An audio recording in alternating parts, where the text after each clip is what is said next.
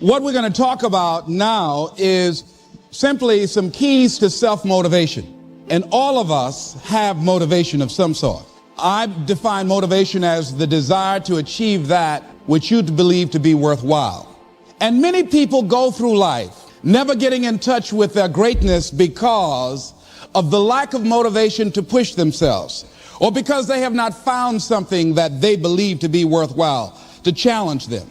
I heard a poem once that said, many a flower has bloomed unceasingly and wasted sweetness upon the cold desert air. It's translated, that means simply that many a talented persons have gone unnoticed, and the world never had a chance to be exposed to their talent because that person did not take the time to begin to express or to demonstrate or to motivate themselves in the direction to bring that which they came into the universe to bring. How can you measure your motivation? How can you evaluate where you are on a scale of 1 to 10? Let's do this for ourselves mentally. How do you rate yourself from 1 to 10? Your mental attitude about yourself, how you feel about you, how you feel about life. How do you rate yourself on a scale of 1 to 10 in terms of your physical appearance, in terms of your health? Do you take care of yourself? Are you allowing yourself to get overweight and out of shape? Are you conscious of your health? Are you watching the food that you take into your body? Do you make a deliberate effort to exercise? You know, it was George Burns. He said, we cannot help getting older, but we don't have to get old. And many of us get old before our time because we don't take time to take care of ourselves. Your environment is a very good indicator. On a scale of 1 to 10, is it what you want it to be? Do you find it desirable? Are you satisfied?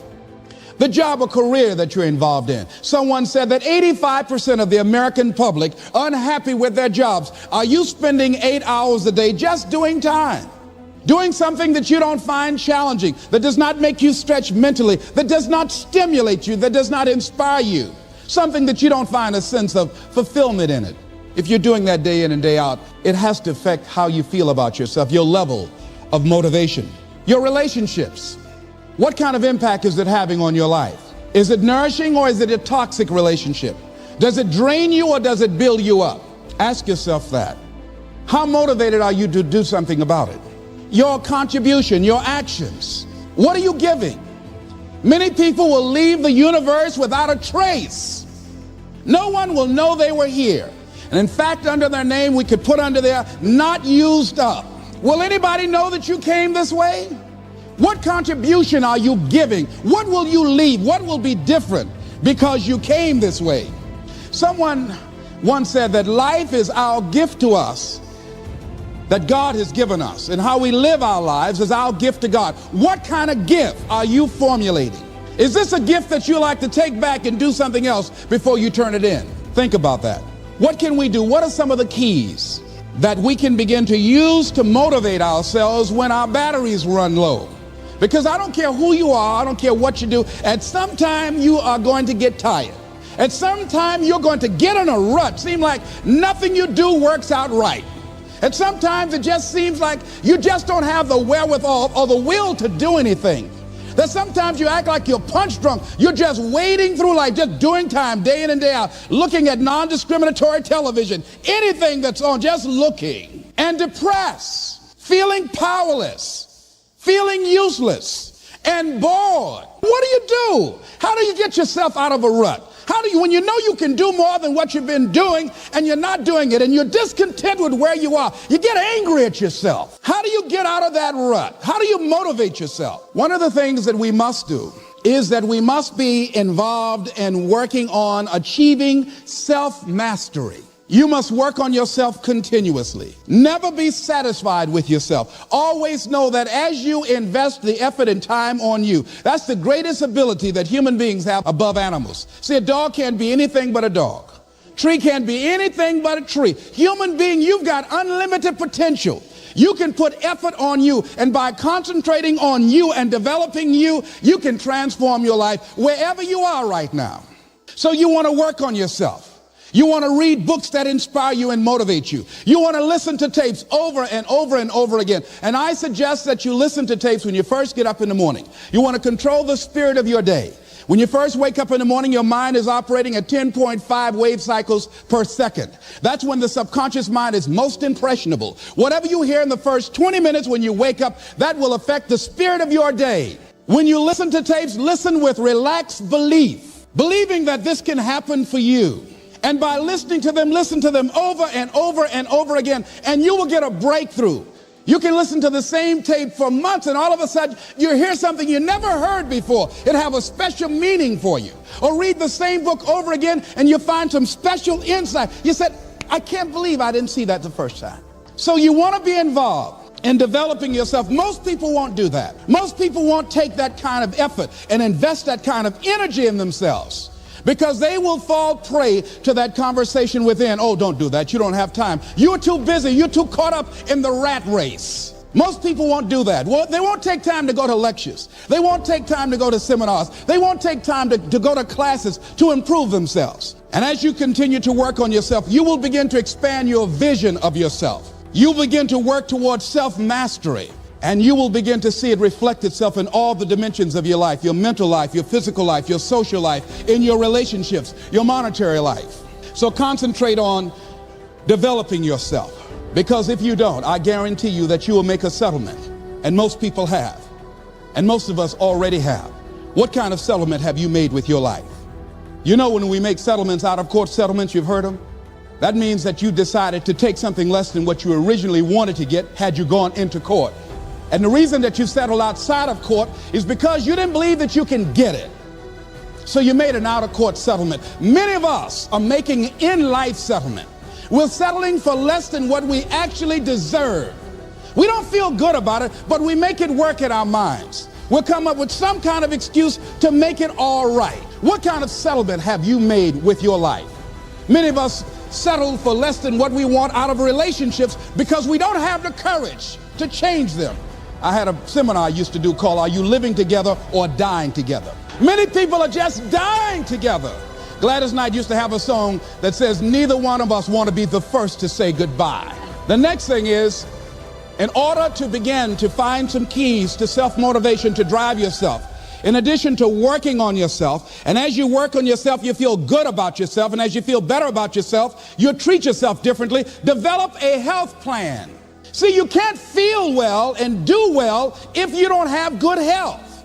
You can't perform if you don't have your health. Your health is valuable. Develop a health plan, a plan that you will follow, because this is the only vehicle that you have to carry you through this experience called life. And you want to take good care of it because you love you enough. You care enough about you. And that's not easy. It is not easy having a health plan and sticking to it. But you're worth it doing it again and again and again. I have lost 22 pounds several times. I always do it. Next thing is, as you take care of yourself, the next key is keys to motivation, to self-motivation. You want to live life with energy and passion. You want to make a conscious effort to be lively. See, in life, you either saying hello or goodbye. You either on the way or in the way. Leave dead people alone. Some folks just walking around looking sad. How you doing, honey? Stay away from these people. Just go away from them. You want to smile. You want to be happy. You got a lot to be thankful for. But you watch some of the faces around you every day.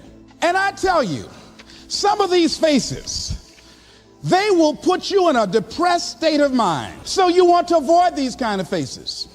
When you see them coming, turn your head. Next thing is that you want to monitor your inner conversations. The things that you say to yourself. You want to watch them, and in watching them, you want to take charge. A friend of mine told me this evening, and she did it excellently. She said, I didn't want to come tonight. I was feeling so depressed. And I said, I'm going anyhow. See, that was the conversation. Oh, you really don't feel like it. You really don't need to do it. You don't really need to read anything. Forget all that. That's that inner conversation. Oh, you don't need to worry about trying to go into your own business. Forget that. You can't do that. What if you lose everything you've got? That inner conversation that stops you from doing the things you want to do less, don't do that.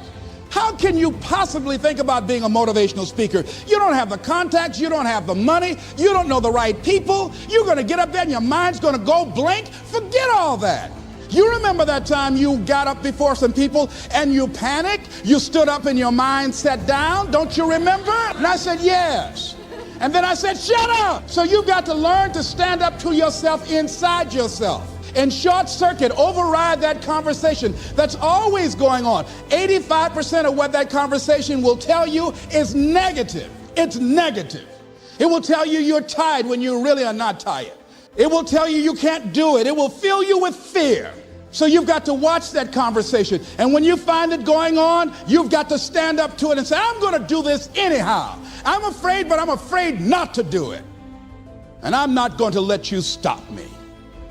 The biggest challenge that you will have in life is you. There's an old African proverb that says, if there's no enemy within, the enemy outside can do us no harm. The next thing that is a key to self-motivation is that you've got to ask yourself, what do I want out of life? What do you want out of life? What do you want out of a job? What do you want out of a career? What do you want out of a relationship? What do you want? What gives you your life? How will you know when you got it? What will make you happy? You need to know. You need to start asking yourself some questions. What do I really, really, truly want? You need to be exact about that. Don't be vague. Oh, I just want to be happy. That's too vague. What will make you happy? How will you know when you got it? Zero in on it. Be exact. Be specific.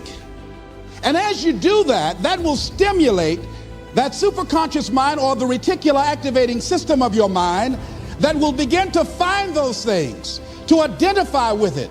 And once you begin to determine that which you want, take the time to write it down. Don't just think about it. Write it down. That is a subjective process that engages the subconscious mind. Write it down. Once you write it down, read it 3 times a day, morning, noon, and night. Why is that important? Because what it will do, it will cause you to focus. It will cause you to concentrate. When that other conversation is going on telling you what you cannot do, telling you all of the impossibilities and all of the obstacles, your concentrating will begin to create a larger vision within yourself, and you'll start looking for and seeing some new opportunities. You start creating some openings for yourself. As you begin to read that every day, day in and day out, that will make you focus. That will discipline your thinking, and you'll get all kind of creative ideas. As I talk to you right now, being involved in this immersion process, you're going to create some openings for yourself. You're going to get some ideas. You're going to feel your adrenaline flowing, and you're going to think about something, some idea you had, and you say, I want to go back and I'm going to look at that again from a different vantage point, not from the level of the problem or the obstacles that I encountered, but from a higher vantage point. Because what you will begin to see and to know as I talk to the higher consciousness within you, that you are powerful, that you are a miracle worker. And that inner conversation has conditioned you to believe that you are not.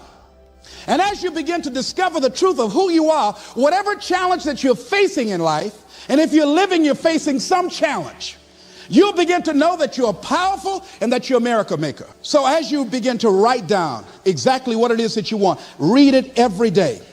The next thing is, see yourself there. How will you feel once you get there? What will the experience be like for you? What will be different? What kind of person do you have to become in order to get there? Visualize yourself there. You want to see yourself beyond your circumstances. You got a challenge, see yourself beyond your challenge. See yourself with the challenge already resolved and knowing that all is well. Seeing yourself in control and in charge of your destiny, being healthy and happy. The next thing is, it is important in the area of motivating yourself, it's important to know why you're doing it. Because that mind will say, why bother? Why go through all this? This is too hard. No, throw in the towel. It's not worth it. Has it ever said that to you before? Here's how you can handle that. Here's how you override that. Write down 5 reasons why you deserve it. Why do you deserve what you want? Why you? Why do you deserve it? What meaning and value will it bring to your life? What's so different about you that you deserve your goal or this goal? And when you write down those 5 reasons, when you have some down moments, and you're going to have them, when that conversation starts talking to you, and it's going to talk to you, what you will do is you can pull that out and read it, and it will build you up. It will be your rod and your staff to comfort you through some challenging moments, because you're going to have some. Life will knock you between the eyes. It will catch you on the blind side, come out of nowhere, stuff you can't anticipate that will knock the wind out of you. You want to give up. That's why it's important for you to work on yourself, listening to tapes, building yourself up, talking to yourself with power, feeling, and conviction, building yourself up day in and day out, because it's coming. The next thing is that whatever you do, you want to develop technical mastery. You want to be the best at what you do. You want to master it. See, part of self-motivation is you've got to find something that gives you a strong sense of competence. Well, you become known for that. You develop a reputation of being good at doing that. You set some high personal standards for yourself. You're not competing with anybody else. You're just unfolding yourself to be the best person that you could be. That you want to give the best quality service that you can give, because that is a statement about who you are. The other thing that's the key to self-motivation is recognize the fact that you're going to get into some slumps. Recognize the fact that you're going to encounter a great deal of failure in life. It goes with the territory. But in the face of that, you want to be relentless. When you want something, you don't expect everybody to say, oh, come on in. You want this? Oh, great. We want to give this to you. You're such a nice person. You're doing it for your family, aren't you? Great. No, life isn't like that. No, many doors will be closed in your face. Many loans that you will want. And they'll say, no, you don't have enough collateral. You don't have enough credit.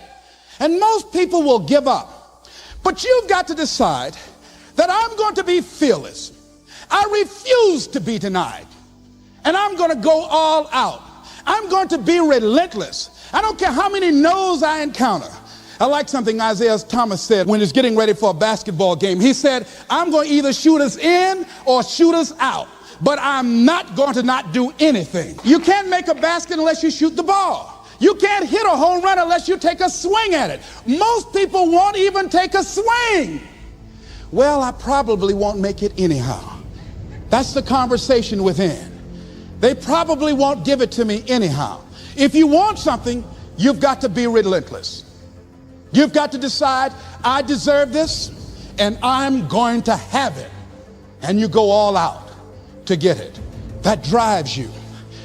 Many people die at age 25 and don't get buried until they're 65. I was talking to a friend of mine named Rosia, and I said, Rosia, how you doing? And she said, let me tell you something. Life is a mess. I said, girl, what are you talking about? She said, my life is a mess. She said, you know what? She said, I just was sitting up here thinking, I haven't lived. I haven't lived. She said, I've been working hard all my life, paying bills and taking care of my children, and my children are gone, and I've just been thinking, I haven't done anything.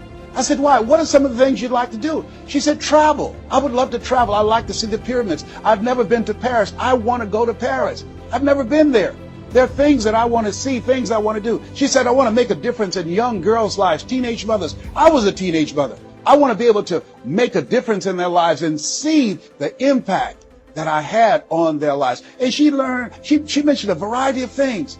And I remember a story about a lady who went to the doctor, and she was diagnosed with terminal cancer.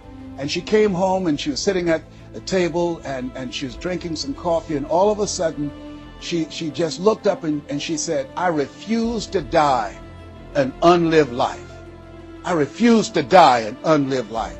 And she decided that she was going to live. That up to that point, her life was for her family, for her children, for her husband, but she had left herself out of the equation. Have you ever done that? I remember at a period of my life, I was going to work, and I was working on a job that I hated. And at the same time, I was praying that I wouldn't get fired. I was praying that I wasn't laid off. I was miserable. Nobody was holding a gun to my head. But I showed up every day, and I used a flimsy excuse. Well, I got to pay the bills. I've got a car payment I have to pay. I have a family. I have children. I have a car note, and I have a mortgage note I have to pay. I've got to survive. I was showing up for a paycheck. Ladies and gentlemen, That's not living. And a friend of mine said, you know when people change? And I said, no. He said, when they get to the point when they say, I've had it. I've had it. I think the only reason right now, the only reason that you're watching this webinar, that there's somewhere in your heart of hearts that you've said, as you looked at your life, you said, I've had it. And not only have you said, I've had it, but you said also in your heart of hearts, I can do better than this. And let me share something with you. You can.